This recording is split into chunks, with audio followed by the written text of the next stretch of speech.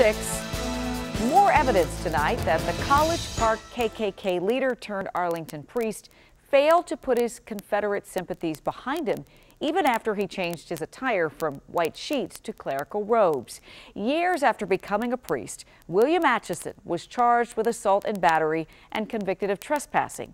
And Bruce LeShan reports there's more. The priest claimed the racist violence in Charlottesville prompted him to confess his old membership in the KKK. But that is far from the whole truth. Maria Santos Bayer is just out with the story in the Washington Post. How I discovered my childhood priest was in the Ku Klux Klan. As a priest and history teacher, Bayer says Aitcheson was a fervent advocate of the Confederacy and that he used to joke about Saint Robert E. Lee. After Charlottesville, she Googled him and found a 1977 story about the then 23-year-old University of Maryland student.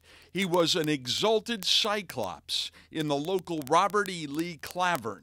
Another freelancer, Nate Thayer, found Aitcheson had been charged in 3 Maryland counties with manufacturing explosives, threatening to lynch Coretta Scott King, burning crosses in front of Jewish organizations, and in Philip and Barbara Butler's front yard.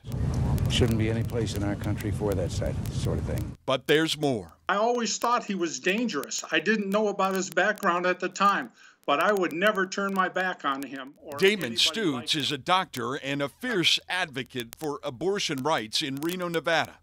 All you have to do is stop killing babies, and Jesus' arms are wide open to you.